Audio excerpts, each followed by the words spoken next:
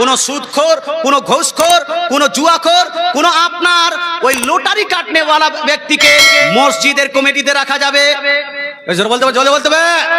মসজিদের কমিটিকে কোনো ঘুষখোরকে রাখা যাবে না, কোনো সুদখোরকে রাখা যাবে না, কোনো আপনার লটারি কাটনেওয়ালাকে রাখা যাবে না, কোনো জুয়ার আড্ডায় বসনেওয়ালা ব্যক্তিকে মসজিদের কমিটিতে রাখা যাবে না। ইভেন যেই ব্যক্তি দাড়ি রাখবে না তাকেও মসজিদের কমিটিতে রাখা যাবে? জোর বলতে হবে, যাবে না। বলবে হুজুর যার যার দাড়ি আছে ও হিসাব জানে না, হ্যাঁ হিসাব জানে পরিবার চালায় না নাকি? পরিবার চালায় না তো মসজিদে কোটি টাকা যাবে হিসাব রাখতে পারবে না। এ ভাই, মসজিদের যারা আপনার নামাজ পড়ে না তাকে আপনার মসজিদের কমিটিতে রাখা যাবে না। এটাই হলো চূড়ান্ত, এটাই হলো চূড়ান্ত। যদি আপনি বেনামাজিকে মসজিদের কমিটিতে রাখেন, যারা যারা সাপোর্ট করবে তারা তারা গুনেহগার হবে, যারা যারা একে সাপোর্ট করবে তারা তারা জাহান্নামে যাবে। বেনামাজিকে মসজিদের কমিটিতে রাখা যাবে না। মসজিদ নামাজ পড়ার জন্য বানিয়েছেন না নামাজ ছাড়ার জন্য? কোনটা কোনটা জি?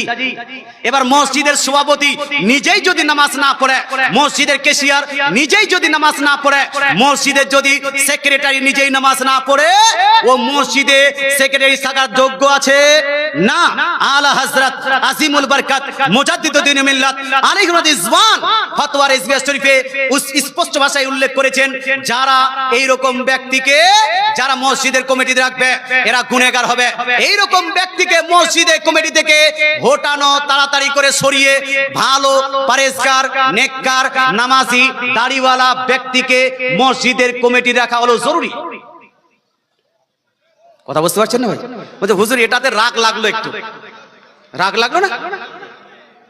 মাশাআল্লাহ সুবহানাল্লাহ। বলতে চাই মুসলমান, রাগ লাগলেও কিছু করার নাই। মশলা বলে গেলাম, মানলে ভালো, না মানলে আপনার হিসাব আপনি দিবেন, আর আমার হিসাব আপনি দিবেন নাকি? না, আমার হিসাব তো আমাকে দিতে হবে।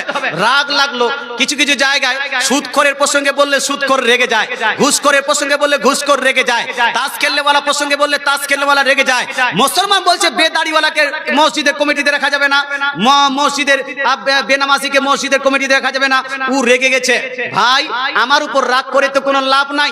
আল্লাহ তাআলার মসজিদ ঘরটা বানিয়েছি আমরা নামাজ পড়ার জন্য। নামাজি আপনার মসজিদে খিদমতগার যে হবে তাকে তো কমসে কম নামাজি হতে হবে।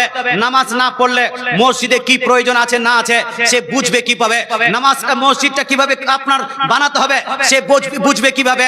মুসল্লি কতগুলো হলো, ইমাম সাহেবকে কখন বেতন দিতে হবে, ইমাম সাহেব খাওয়া দাওয়া কিভাবে দিতে হবে, ইমাম সাহেব কিভাবে খিদমত করতে হবে, কোথায় সঁপ লাগবে, কোথায় লোটা লাগবে, কোথায় এটা লাগবে ওটা লাগবে, এটা সে জানবে কি করে?